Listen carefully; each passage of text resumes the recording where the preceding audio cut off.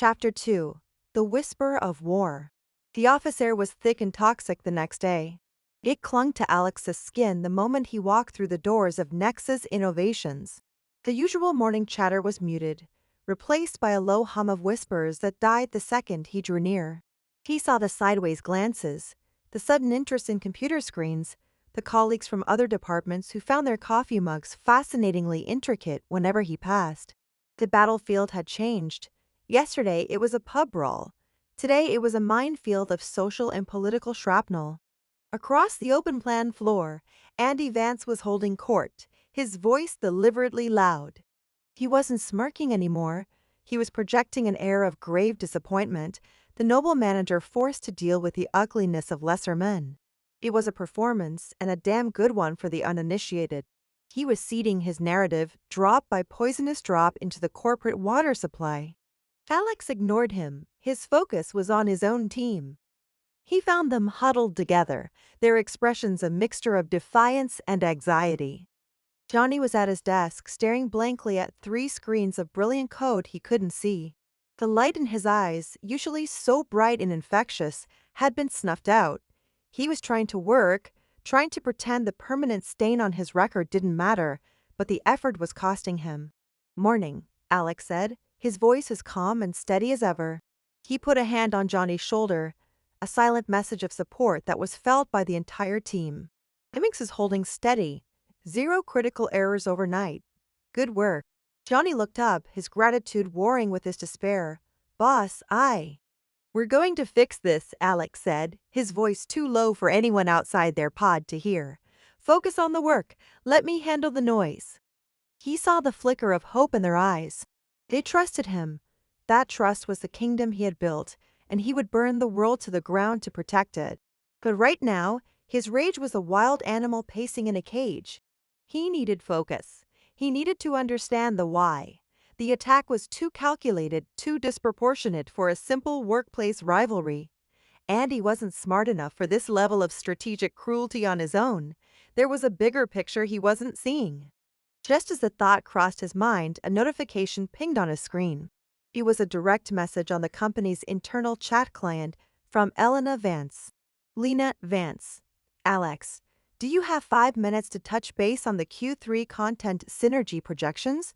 Can you meet me by the Expressible machine on the 3rd floor?" It was a perfect piece of corporate camouflage. The 3rd floor was neutral territory, home to the finance department. The request was plausible, mundane even, but Alex knew instantly this had nothing to do with content synergy. This was the signal he'd been waiting for since their brief, knowing glance in the hallway. He found her standing by the sleek chrome machine, her back to the main walkway. She wore a sharp, navy blue dress, an island of professional calm in the churning office sea. She didn't look at him as he approached, instead concentrating on the machine as it whirred and hissed. "Espresso," she asked, her voice businesslike. "Black coffee is fine," he replied, playing along. She passed him a cup without a word. For a moment they stood in silence, 2 leaders from rival departments sharing a socially acceptable break. Then she spoke, her voice dropping to a conspiratorial whisper. "My cousin is an arrogant, pathetic worm," she began without preamble. "But he isn't usually this ambitious. I made some calls last night to family I'd rather not speak to." Alex remained silent, listening. He took a slow sip of the coffee. It was bitter. "There's a new position being created," she continued, her eyes fixed on the city skyline through the floored ceiling window. "Head of Digital Strategy. It's a big step up. Reports directly to the COO. The unofficial shortlist had 2 names on it. You as the top technical candidate, and Andy as the candidate with the right family connections." The pieces clicked into place with sickening clarity. The wild animal in Alex's mind stopped pacing and grew deathly still. "He can't compete with you on competence," Elena said, her voice laced with disgust. "Phoenix launch was a masterpiece. Your team is loyal and brilliant. My team uses your internal tools every day. Everyone knows you're the real deal, so he couldn't attack your work." "So he attacks my leadership," Alex finished, the words tasting like ash. "Exactly," she confirmed, finally turning to look at him, her intelligent eyes sharp and direct. "This wasn't about Johnny. Johnny was just a tool. A pawn. The goal was to make you look like a leader who can't control his people. To create a narrative that your team, for all its technical skill, is a toxic liability, a racist incident, HR involvement, a permanent black mark. It's designed to make senior management question your fitness for a leadership role. She leaned in closer. The goal wasn't just to get Johnny fired, Alex. It was to get you disqualified, to destroy your reputation so he could glide into that promotion unopposed. The full, disgusting scope of the plot settled over him. This wasn't a petty squabble. This was a calculated assassination attempt on his career, using Johnny's future as the bullet. The sheer, cold-blooded cynicism of it stole his breath. He thought of Johnny's broken expression, of Mark Sharma's terrified, coerced betrayal. He thought of his own carefully constructed life, threatened by a grasping, entitled fool. The rage inside him didn't burn hotter, it froze. It hardened from a fiery emotional fury into something cold, dense, and absolute. A diamond of pure, unadulterated resolve. Justice from HR was a joke. Corporate rules were a shield for the guilty. There was only one path forward. He used his most vulnerable team member, Alex said, his voice flat and devoid of any emotion. Mark Sharma, his visa is tied to his employment. Elena nodded grimly. Andy holds that over him.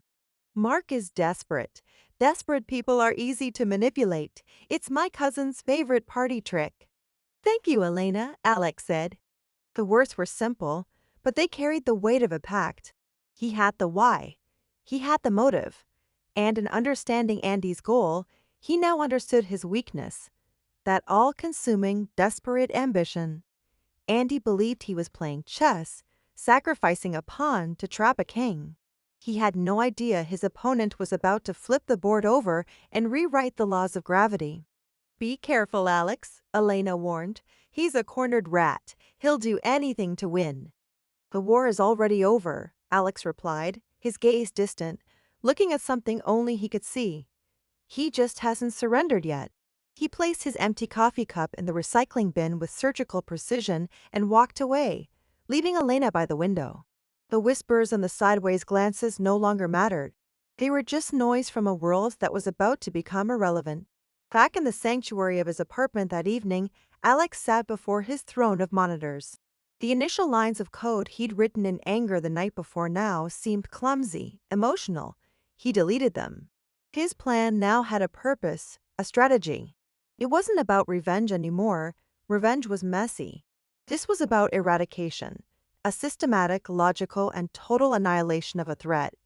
He would not just defeat Andy Vance, he would dismantle his life, piece by digital piece, until there was nothing left but the memory of his own foolish arrogance. The hunt was about to begin.